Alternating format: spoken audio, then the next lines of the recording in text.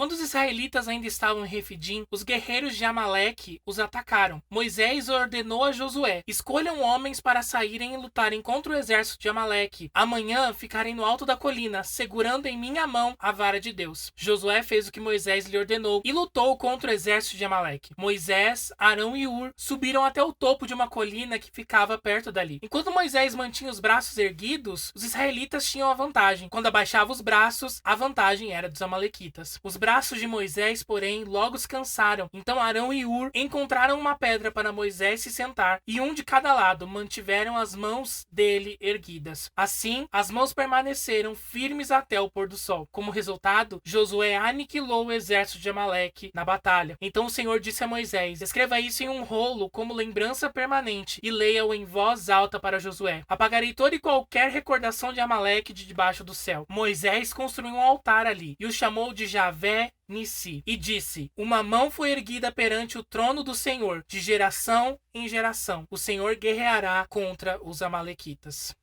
Paz, Senhor Bros, tudo bom com vocês? Eu comecei esse vídeo já lendo o texto base, porque é um texto que eu gosto muito, é um texto que sempre me tocou bastante, essa questão de Arão e Hur ajudarem Moisés, que hoje eu tô aqui para compartilhar algumas coisas que esse texto me passa. A gente percebe nessa atitude de Arão e de Hur de segurar os braços de Moisés para que os israelitas tivessem a vantagem na guerra contra os amalequitas, revela muito de um companheirismo, de um amor, de uma amizade que eles tinham com Moisés, porque eles percebiam que Moisés estava sendo um instrumento de Deus para a vitória de Israel, só que Moisés era um humano, né? Moisés não era um semideus, Moisés se cansava. Se você fizer esse teste de ficar muito tempo com a mão erguida, você vai ver que vai chegar uma hora que o seu braço não vai aguentar, você vai começar lá em cima, você vai terminar aqui e vai terminar sem o braço estar erguido mais. Então eles se dispuseram a encontrar uma pedra para colocar Moisés sentadinho, porque Moisés já não tinha mais os seus 18 anos, e os dois se colocaram um em cada braço para manter os braços dele erguidos. Isso revela muito uma compaixão dos dois, porque eles podiam deixar do jeito que estava, se conformar com a derrota e coisas assim, mas não, eles se compadeceram tanto de Moisés e da sua dor, como também eles se preocupavam com o povo, com os homens que estavam ali na guerra, com todas as vidas que estavam em jogo ali. Eles se compadeceram de ambos. E se a gente for olhar para Moisés, Moisés tem um histórico de pessoas que levantaram as suas mãos. A gente pode perceber isso com Joquebede cuidando dele, colocando ele no cestinho, no rio, para salvá-lo de Faraó. Depois, os braços da filha de Faraó, que tomou aquele filho e criou como se fosse dela. Do sogro dele, Jetro, que o acolheu em Midian, no tempo que ele ficou afastado do Egito. Então Moisés tinha um histórico de pessoas que se importavam com ele, que tinham compaixão dele e que estavam dispostas a segurarem os seus braços enquanto ele estava cansado, de serem apoio, de serem refúgio para ele. E a gente pode começar a jogar para nossa vida essa situação e começar a reconhecer que sempre quando a gente estiver cansado, mais para lá do que para cá, para lá de Bagdá, pode ter certeza que vai ter um Arão e um Hur para segurar os seus braços enquanto você estiver cansado. E eu posso falar por experiência própria, viu? Porque vocês acompanharam a minha história, vocês acompanharam a minha trajetória, vocês sabem que eu tava meio acuadinho. Você pode ver essa história nesse link aqui que eu vou deixar no card. E eu percebi isso de verdade. Pessoas que eu não enxerguei. Às vezes vai ser visível as mãos segurando os seus braços, mas às vezes você não vai enxergar, porque às vezes você vai estar tão cego de cansaço, de dor, de frustração, que você não vai conseguir ver, mas essas mãos vão estar lá. Eu comentei meio que por cima no último vídeo aqui do canal, que você pode assistir clicando nesse link aqui que vai aparecer no card, e eu quero esmiuçar um pouquinho mais com vocês, que foi uma experiência muito marcante pra mim, porque eu tava muito desgostoso com muitas coisas. Vocês sabem, eu não tive nenhum problema de contar algumas vezes aqui em vídeos, de ser sincero com vocês. Vocês sabem que a base daqui do nosso relacionamento é a sinceridade, né? A gente não tá aqui pra fingir ser crente perfeito. E eu tava num momento em que eu tava achando que ninguém podia me ajudar, que ninguém tinha condições de me ajudar, que todo mundo era a pior escória do universo, que eu não podia confiar em ninguém, nem que fosse um pouquinho. Vocês sabem, né? Já falei aqui em alguns vídeos que a gente realmente não pode confiar 100% em gente, que as pessoas vão falhar, mas nem confiar um pouquinho, nem permitir que essas pessoas me ajudassem ou fossem instrumento na minha vida, eu não deixava. Eu ficava tipo, não preciso de ninguém, eu me basto, estou sozinho e tudo bem. E esse sentimento me fez ficar cego para as pessoas que Deus estava colocando no meu caminho. E teve um momento específico que foi um pouco antes de eu receber a notícia do meu emprego. Foi assim, semanas antes, acho que umas 3, 4 semanas antes, que algumas pessoas começaram a vir falar comigo. Eu tô te percebendo muito acuado, muito triste, e Deus tá me lembrando de orar por você nos meus momentos de oração. Eu tô orando por você, Deus me mandou orar por você, eu chorei por você. E eu comecei comecei a ficar muito constrangido, porque eu tava tão cego na minha dor que eu não tava conseguindo enxergar essas mãos que Deus permitiu que tivessem segurando os meus braços. Porque as mãos que eu queria que tivessem segurando meus braços não estavam lá. E foi o que eu falei, aonde tem gente tem problema. Às vezes a mão que você espera não vai chegar. A mão que você espera não vai estar lá. Só que Deus vai preparar outras mãos para segurarem os seus braços, que vão ser tão boas quanto aquela outra que você tava supervalorizando, sabe? E eu comecei a ficar muito constrangido porque eu percebi o amor de Deus por mim. Que Deus levantou pessoas que eu nunca chamei de amigas, melhores amigas ou qualquer coisa parecida, mas que são minhas irmãs e meus irmãos, que são do mesmo corpo que eu, que são da mesma igreja que eu, e eu não tô falando de denominação, eu tô falando de igreja de Cristo, e eles gastaram tempo de oração por mim, gastaram tempo de lágrimas comigo para que eu tivesse bem, e hoje eu conquistei